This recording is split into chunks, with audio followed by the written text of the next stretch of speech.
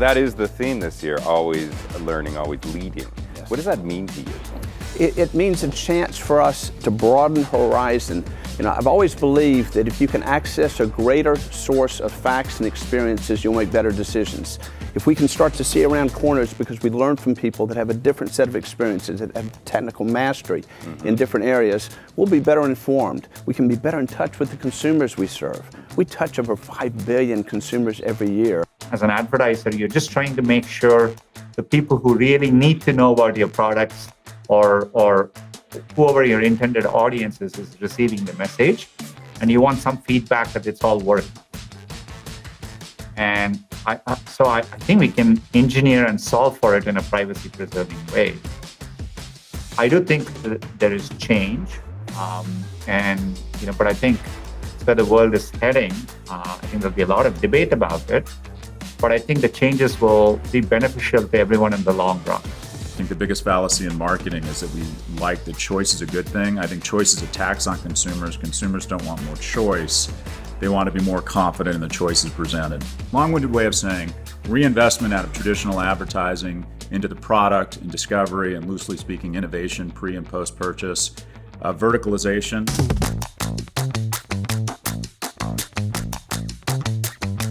Anytime you receive praise or criticism, I think you need to step back and objectively ask, how can I be better? What can I learn? Why does someone have this perception?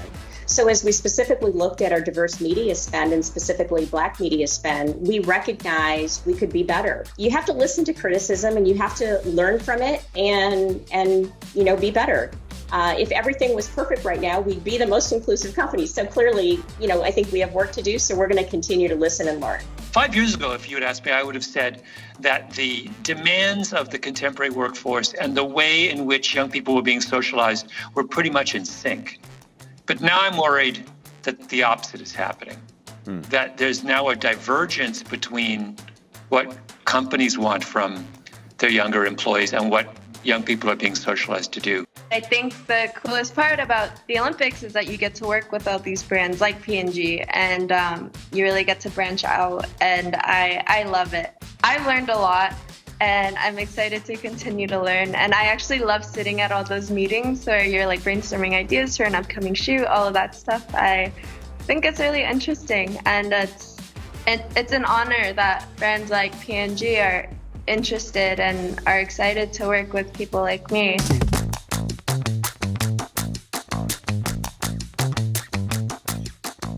Corporations have huge influence. They have huge amounts of resources and they have huge reach. Why not use that reach? Why not use that influence? Why not use the creative power of all the advertising folks that are working with you? Why not use that to try to make the world a better place?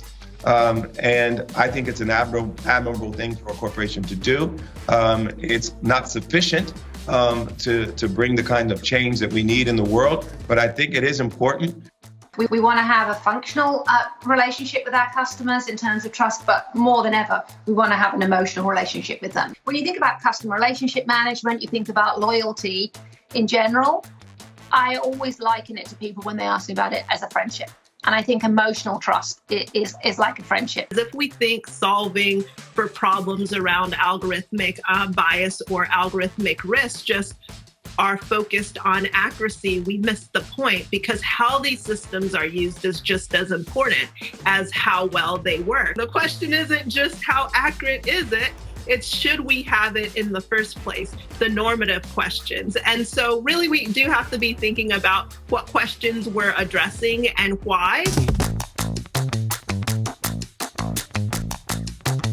Describing the last year and a half as extraordinary feels kind of like an understatement, as it seems like the pace of change has accelerated by 5 years. Disruption is everywhere, and there's no evidence that it's going to slow down anytime soon. Get ready for the level of innovation that's about to hit the world to address environmental sustainability. Sustainability is quickly becoming a key driver of irresistible superiority, and the race is on to improve the lives of consumers while protecting, restoring, and even regenerating the planet. So how do we deal with always-on disruption? We always lead, living up to the theme of always learning, always leading.